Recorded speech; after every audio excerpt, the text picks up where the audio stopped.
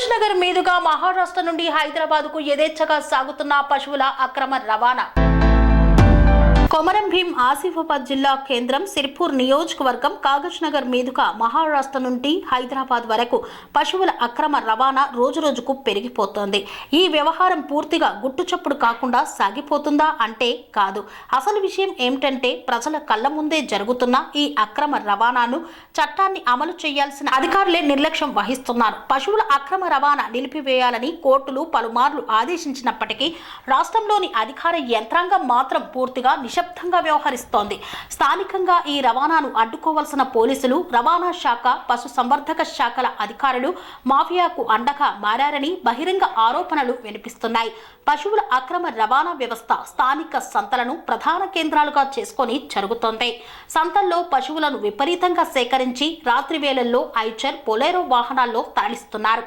ఈ రవాణా వ్యవస్థ పూర్తిగా మాఫియా ఆధీనంలో ఉండటంతో పాటు దీని వెనుక బలమైన ఆర్థిక వ్యవస్థ నడుస్తోందని ప్రజలు ఆరోపిస్తున్నారు.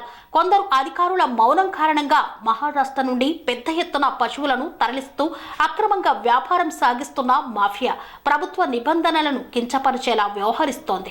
ఇకపై దీనిని అడ్డుకోవడానికి ప్రజలే స్వయంగా ఉద్యమించాల్సిన పరిస్థితి వచ్చిందని, పాతకానితనానికి వ్యతిరేకంగా ప్రజా సంఘాలు పెద్ద ఎత్తున నిరసనలకు సిద్ధమవుతున్నాయని తెలుస్తోంది. పశువుల అక్రమ రవాణా మాఫియా గట్టి ఆధిపత్యం కలిగి ఉండటానికి ప్రధాన కారణం ప్రభుత్వ వ్యవస్థలోని కొందరు భ్రష్టు అధికారులు.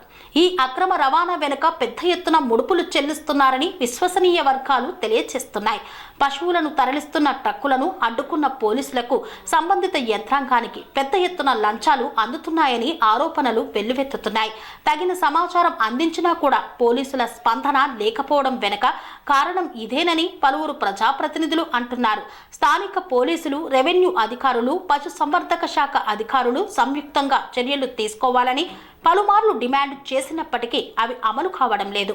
అధికారుల నిర్లక్ష్యం వల్లే పశువుల అక్రమ రవాణా పెరిగిపోతోందని, దీనిని పూర్తిగా అరికట్టాల్సిన బాధ్యత పోలీస్ శాఖ, రవాణా శాఖ, పశు సంవర్ధక శాఖలపై ఉందని ప్రజలు తీవ్ర స్థాయిలో స్పందిస్తున్నారు. ప్రభుత్వ యంత్రాంగం సరైన చర్యలు తీసుకోవడంలో విఫలమైతే ప్రజలే స్వయంగా ఉద్యమించాల్సి ఉంటుందని, అవసరమైతే న్యాయపరమైన చర్యలు తీసుకోవడానికి సిద్ధంగా ఉన్నామని ప్రజా సంఘాలు హెచ్చరిస్తున్నాయి.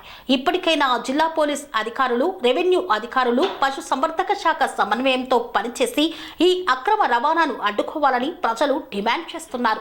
మూగ జీవాలను కబలిస్తున్న మాఫియాను సమూలంగా నాశనం చేయడానికి పీడీ యాక్ట్ కింద కఠిన చర్యలు తీసుకోవాలని, వీటిని నిర్వహిస్తున్న ముఠాలను శిక్షించాలని కోరుతున్నారు.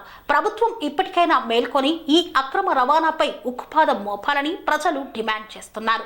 నాయకులు, పాలకులు, అధికార యంత్రాంగం స్పందించకపోతే ప్రజలే వీరి నిర్లక్ష్యానికి గుణపాఠం చెప్పేలా పెద్ద ఎత్తున ఉద్యమించేందుకు సిద్ధంగా ఉన్నామని హెచ్చరించారు.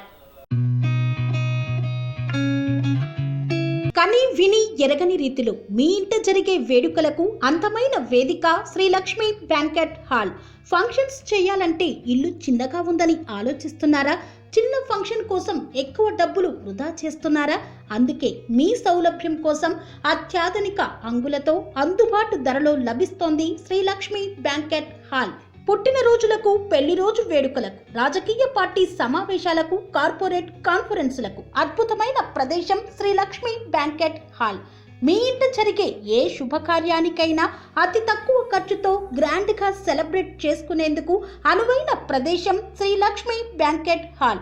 మా అడ్రస్ శ్రీనగర్ కాలనీ, రాధికాటు, Saket main road, Kapra, Hyderabad. Pin code number 500062. Booking కొరకు సంప్రదించాల్సిన ఫోన్ నెంబర్స్ 9393142738, 9391808087 మరియు 8234070707.